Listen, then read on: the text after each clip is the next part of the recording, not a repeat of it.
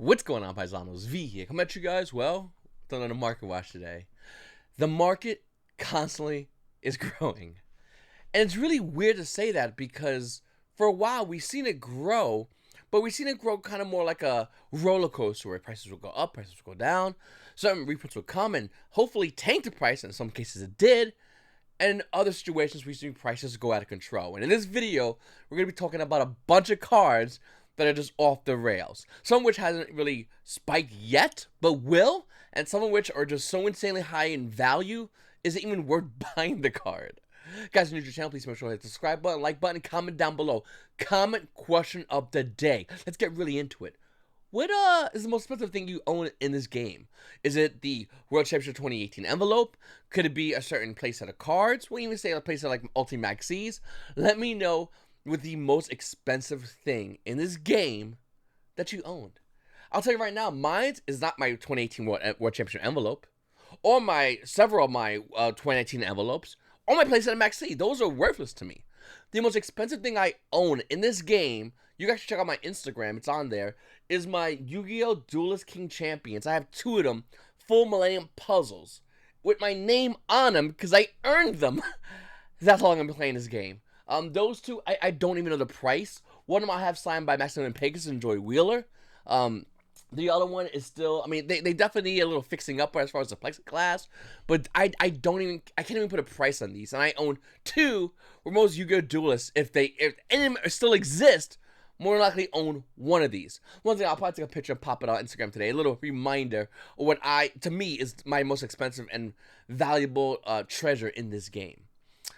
Guys, one thing, like I said, if you're new to the channel, please make sure to like the video, comment down below, subscribe, hit the notification bell whenever I do my live streams, as well as, why don't you go ahead and check me out on Twitch. I'm playing Shadow Invoked. We just can't stop going X1 with the deck.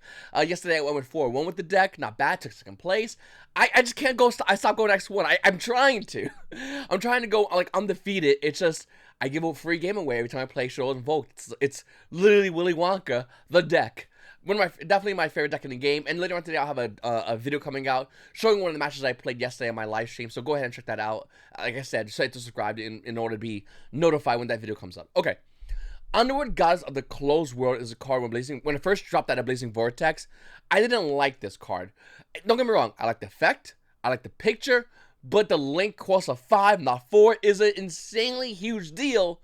So much so the value of this card realistically has not changed.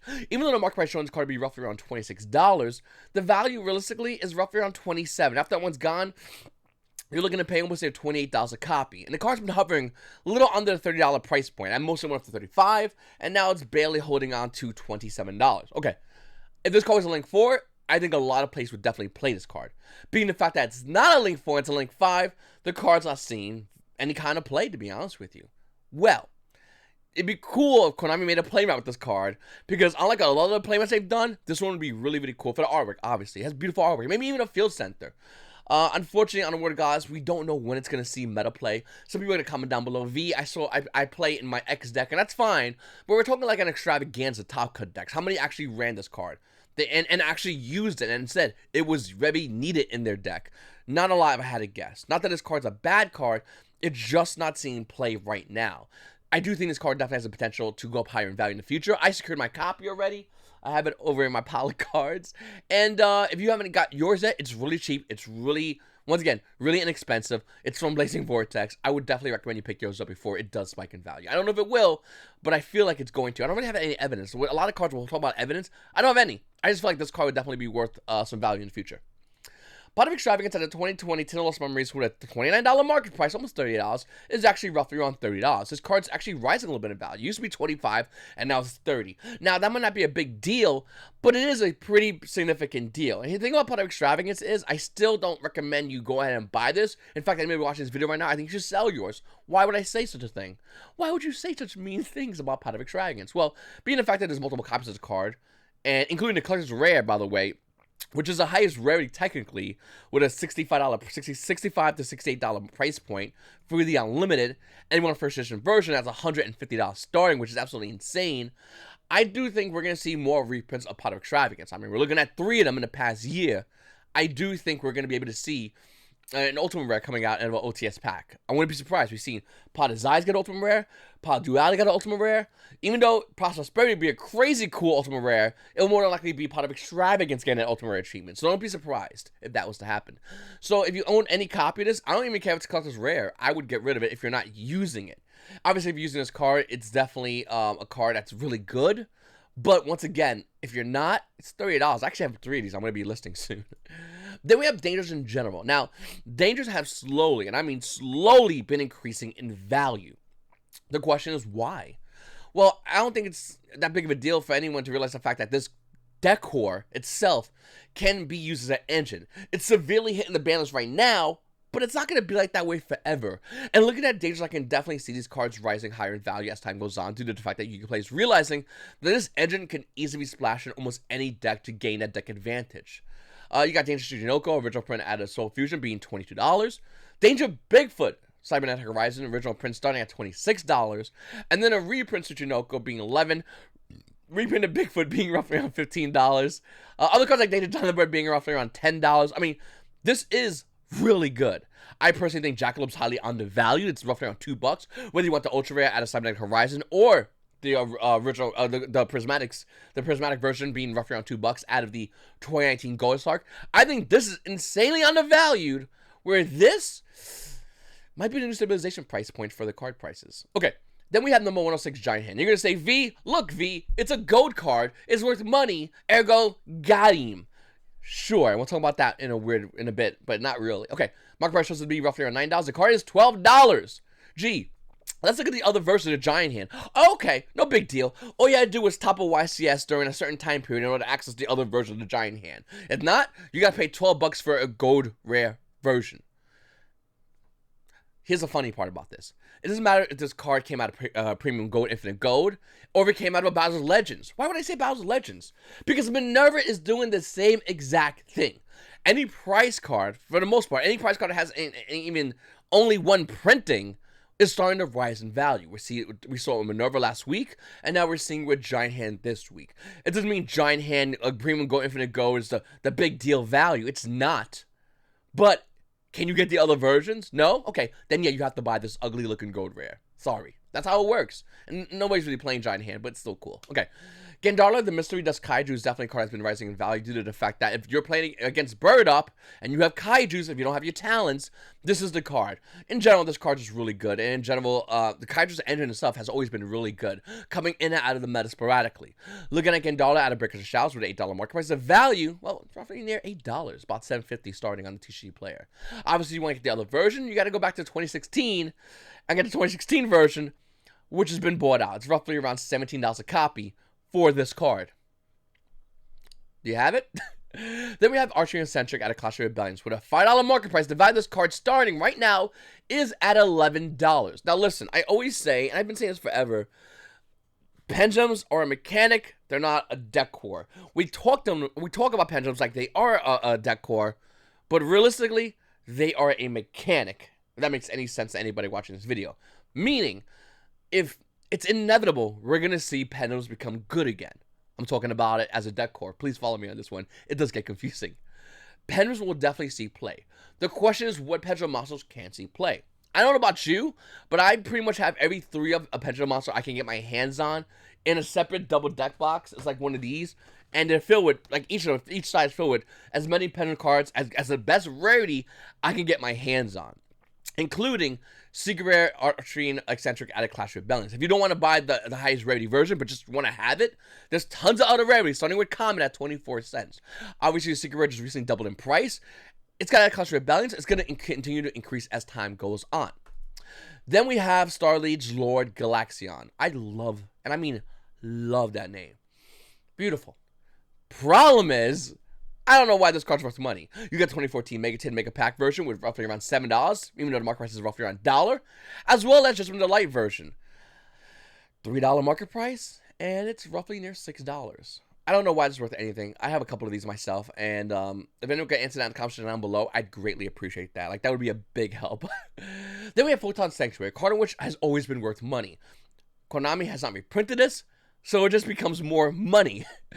I was shocked when this card hit $10. This card currently right now, I mean, you got the Battle Pack Mosaic Ribbon starting at $20. The Comet at $14. And if you want the Secret Rare at a 2012 Premium Collector's Tins, which is insane to me, with a $16 market price, you're in luck. It's only $15. Now, this is out of the 2012 Premium Collector's Tin, meaning there are other amazing cards, but they got reprints, like Aster got a reprint, Shiny got a reprint, the DN got a reprint, DN got a reprint. All these got reprints, and you're going to say, well, V, Fallout Sanctuary did get a reprint. Okay, no, you got me there. The last reprint that came out of Battle Pack 2 War of the Giants. Were you even playing the game but when this card got his reprint, allegedly? I gotta say, Dual Overload has been definitely the biggest, most broken subset in this game's history. I mean, if you said, V, pick one subset and sell it to me why it's the most broken subset in this entire game's history, I'm going to say Dual Overload, and I'm not even going to think about a second one, or a third one, or a top 5. It's Dual Overload, Dual Overload, Dual Overload. When this set first dropped, pre-pandemic, YCS Charlotte was happening, and I was playing Shadows at the time, and I started testing with these new cards, specifically Union Carrier, specifically how I could actually lock my opponent, which is insane. Needle Fiber was coming out in this set, and a Condo was coming out in this set. Just a lot of crazy cards in this set. And I literally had to switch over to a different deck last minute. Unfortunately, the White Sox was canceled, obviously. But because this subset was so broken. And I gotta say, the pull ratios weren't too bad. They were a little crazy, but nothing too absolutely compared to other subsets in which the pull ratios were just astronomically insane. This wasn't too bad. And getting your hands on an Anaconda, Needle Fiber, Selene, Relinquish Anima, which, I mean, now it's like $9, was definitely not worth that money. Union Carrier, $4. That card's terrible. That card's broken and deserved to be banned on release, but they didn't let it get banned. Some more for the Infinite Negate combo. Striker players got Zeke. I mean, this had a little bit of everything, and I really do like these oversized cards. I didn't think I was going to like them. I kind of want to get them framed. Is that weird? Am I weird for doing that? I don't know. I want to get them framed. It's going to feel awkward going into, like, Michael's and be like, can you frame my Yu-Gi-Oh cards? And when they laugh at me, I go, I play Yu-Gi-Oh! Shut the, I know. You work on Michael's, get out of here. Anyway, I really do like Dual Overload a lot. I really think it's definitely the most broken set and definitely has the most value as a set. Now, with that said, Dual Overload is about to tank in value. We know this already. We know Needle Fiber can't be $30 forever. Anaconda, that's probably going to get banned. Relinquish Anima is more than likely going to get a reprint, as well as Selene. Infinite Permanence is going to get another reprint, probably. And Fantastic being $4, that's kind of crazy. But then again, it's, likable. So, there's definitely potential for lower value tiered cards on here. Maybe even Lib to see value again. Other cards on here, maybe even a Madolche Magellan, due to the fact that the Super Rare is a lot of money. Well, it used to be a lot of money, now it went down. There's definitely promising. So there's definitely a lot of icing on this cake. We're just ripping off the first layer because it's so thick with value. And that's basically the way I look at Dual Overload right now. We also have Sea Diva. If you guys are looking to play any Mermail Atlantean Mermails, you're going to want to start getting on that deck core immediately. Sea Diva at its lowest value, or lowest rarity, the lowest rarity to Diva would probably be the Structure Realm of the Sea Common. Lowest rarity, right? It's $5. You want the Raging Battle Rare? Sure, it's also $5. You want the OTS Super Rare? I got you. That's $4. By the way, OTS 13, we pull away, the price increases. That's not going to be $4 for long. The Dual Sagas are $7. And if you want a Turtle Pack Booster for Sea Diva with a $59 market price, it's actually roughly around $50. It went as low as $40, and it's rising. Just throwing it out there for anybody that's interested in getting a Max Rating Mermail deck. I don't blame you. I personally own one. I love Max Rating Mermails. I think Max Rating Mermails in every new ban list is like one of the best decks because they just walk in the room and go, okay, you still figure a combo? That's adorable, sweetheart. And you shotgun their face, and then you make them sign a slip, and then you just push them over. In the pile of bodies that you did, because you're playing this deck's insane. And I do think every time any kind of war support comes out, if you are a Atlantean Mermails player, you're looking at that war support because anything that can help the deck. The deck's almost there. I think Mermail Atlanteans is definitely like a 1.5 deck on the tier list, and I do think with any war support, those players are looking at those cards to push them a little bit to get them into tier 1. And it's inevitable that it's going to happen again. It's inevitable Konami's going to make more support for water, an attribute. Yes. So I don't think we're days of seeing Mermail Atlantean, or maybe another Water archetype is gone. I think it's not going anywhere. And I do think, hopefully you see another Sea Diva reprint, because this value is about to get crazy. But also, like I said to you guys out there that was looking to get Atlantean Mermails, you're going to want to start picking up now due to the fact that it's going to get harder as time goes on. It just is what it is. So if you want to get it, go get it. If you don't want to get it, that's fine too, I guess. Okay, now we have Alien Kid coming out of Chrism Crisis with a $6 market price. The value of this card, unlimited to 16. First editions are $28. Do you have a kid, an Alien Kid? Chrism Crisis was a phenomenal set. It had a lot of great cards, Play Spreader Zombie, Dark Rose Dragon, Black Rose Dragon, but I bet you didn't see Alien Kid. This card used to be in a $1 binder. Seriously. It's probably in my boxes somewhere. I'm not going to look for it, but it's there, I guarantee you, because you look at it and you go, this card's probably bad. So bad that when TCG Player was like getting this card, its image to put it on there, I'm not sure if they used to scan the cards. I'm not sure anyone knows that. They have it scuffed up, and the guy working that day showed it to his boss, and his boss said, it's Alien Kid, slap it on there. No one's ever gonna look this card price up. Fast forward till current day, Alien Kid, $28. Wow. Then we have Titanium Princess of Camellias. Is it Camellias or Camalias? I like Camalias. Sounds really cool. Okay. Ultimate Rare out of Crossroader Chaos. Oh, wait. Okay, now it's Chrism Crisis, actually. That was a totally different set. What was in this set? Okay, we're gonna take a quick, remind me. Okay, no, okay, so we got Black Armwing Dragon. Okay, that was in that set. That card's actually, that was for Black. This was more Black support. Okay, my mistake. Don't comment down below and yell at me about it. It's in Crossroader Chaos, Black Rose Dragon, and, well, okay, no mind. Anyway. Titanium, Princess of Camalias. This card with a current $9 market price is actually kind of undervalued for unlimited. Watch this. The unlimited version of this card is roughly around $6 to $7. And if you want to go ahead and grab a first edition, no big deal. That starts at $42. Why is this card worth money at all? Well, in 2011 format, it's used in one of the decks. Being the fact that it's used in one of the decks, if you want to get your hands on this card, you want a first edition version, you're paying $42. If you want unlimited, you start at $6. For an Ultimate Rare at a Crossroads of Chaos. So, what are you doing in that situation? Are you going to get the Ultimate Rare Unlimited, or are you going to get the Ultimate Rare First Edition? I don't know, $6 versus 42? 7 times the value? Doesn't seem like a good deal to me. Let me know what you guys will do in the comments down below. One of my favorite Ultimate Rares is definitely Brilliant Fusion. Coming out of OTS Tournament Pack 6, this card with a $35 market price is $51. The question is, how many do you get? Do you get 1? Do you get 3? Would it come back ever off the ban list? I think it would, don't you? Looking at Brilliant Fusion at OTS 1 Pack 6, besides the fact that this is easily, my artwork-wise, not affect anything like that. I love a lot of other OTS Ultimate Rares, way more than this. But artwork-wise, the way Konami made this Ultimate Rare looks absolutely brilliant. The dad jokes. Okay, I really like this card, and I really do think there's definitely potential for this card to go up in value as time goes on. Once again, came out of OTS Pack 6. We're about to go into OTS 15, and there's only 1 page left on TCG Player. This guy does own 13 copies of them at $100. You have opportunity to get this card right now for $51. This guy over here has a 98.8%. Until that sales rating goes on, I don't recommend anyone buy that card from that guy. That feedback, I was reading it. Wow. Like, wow. How do you fumble the ball and then get a touchdown on the other team? Like, anyway, looking over here, we got a guy starting with 100% rating. He's at 51. That's what I would highly recommend. Now, do you buy 3? Do you buy 1? Let me know in the comment section down below. Oh, boy. Okay. So before I talk about the fact that Star Dragon Ghost Rare First Edition is insanely overvalued, can we just acknowledge the fact that the market price showing a $355 price point has the card at a way higher price point? And watch this, at $401, and then at $460, and then $460 again, and now it's $500 for unlimited.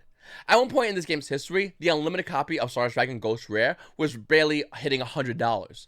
Now, since the first edition is gone, the unlimiteds are starting to get eaten up like Pac-Man. This is what I say about Ghost Rares and really hard to get cards.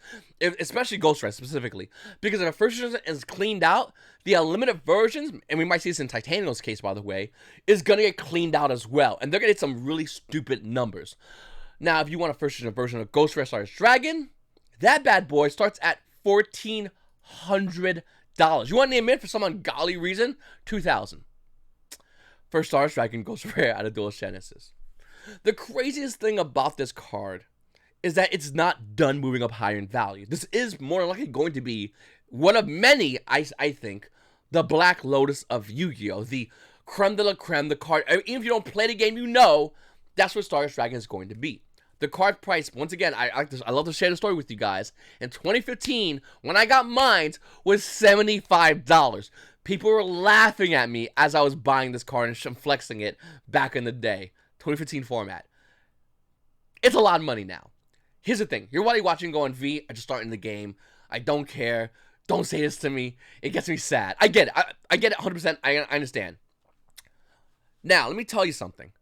2015 from now, crazy, right? If you had a time machine, go back to 2015, some ungodly reason, you just go on online and you want to buy Yu-Gi-Oh cards, would you buy Star Dragon for $75? I'm going to guess everyone's going to say yes. Okay. Let's go right now. Look at the game right now.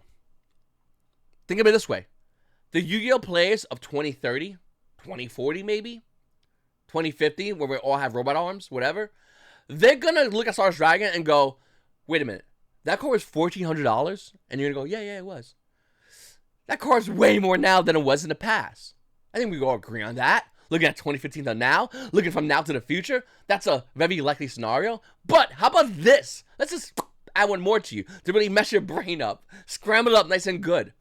There's other cards people are going to be looking at 5 years, 10 years from now, 20 years. Time doesn't mean nothing to me. It doesn't matter. They're going to be looking at it and go, wait, that card was what price? Which is our current price right now. Some of the cards I even showed you in this video. And they're going to go, well, it's in the thousands. It's inevitable that's going to happen. It's inevitable. The more this game continues, the more we see the collector's market grows, the more we see more players join this game. I don't know how they're joining this game. This game is insanely hard compared to like Pokemon and Magic. But then again, Yu-Gi-Oh is doing what Pokemon and Magic really should be doing, but they're not because who knows, having a way to access Yu-Gi-Oh players to physical Yu-Gi-Oh events, whether it be on remote duels or hopefully we'll see physical events come back soon. But what we're seeing is the market grow exponentially. It's not cooling down. There's no bubble that's popped. Okay? You understand? There's no bubble that's popped. That's not a thing. People keep, every now and then I see it online, people say it. I see when you guys say it. Oh, the Yu-Gi-Oh market is like a bubble. It's gonna pop. It's been 6 years since this card went from $75 to $1,500. Where's the pop?